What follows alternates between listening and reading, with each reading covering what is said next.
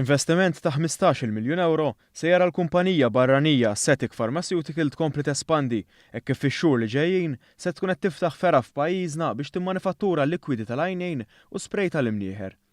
L-investiment li se jkun qed iseħħ fuq perjodu ta' 3 snin tħabbar mill-Ministru għall-Ekonomija Chris Cardona f'konferenza tal-aħbarijiet li matula qal li dan l-investiment mistenni joħloq madwar 66 impjieg ġdid. Ħafna minnhom huma impjiegi ta' kwalifiċi u standing għolja ħafna u wkoll ovvjament se tkun parti mill-cluster ta' farmaċija illi għandna fil-pajjiż. Dan huwa sinjal ċar ta' fiduċja ta' kumpanija internazzjonali li għażlet wara li kellna negozjati intensi magħha il-Malta sabiex tinvesti dan il-proġett.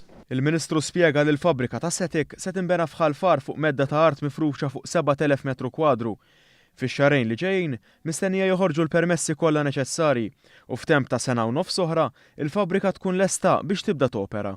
Il-Ministru Cardona qal li investimenti bħal dawn ikomplu jkabru l-ekonomija ta' pajjiżna hekk kif il-kumpanija se tħaddem magħha għexieren ta' nies. Huwa fakkar fl-investiment ta' 200 miljun li għamlet il-Malta Enterprise tul din is-sena, investiment maħsub apposta biex iressaq lejn pajjiżna dawn it-tip ta' kumpaniji u li f'sena waħda ġabu lejn pajjiżna iktar minn 1000 impjieg. Id-direttur tal-kumpanija Cetic Mohammed Shafiek qal li l-ekonomija b'saħħitha u stabbli ta' pajjiżna kienet fattur ewlieni li qiset il-kumpanija qabel iddeċidiet li tiftaħ il-bibien tagħha f'pajjiżna. Malta economy is being advanced in terms of European Union and not only advanced compared to other countries but stabilized.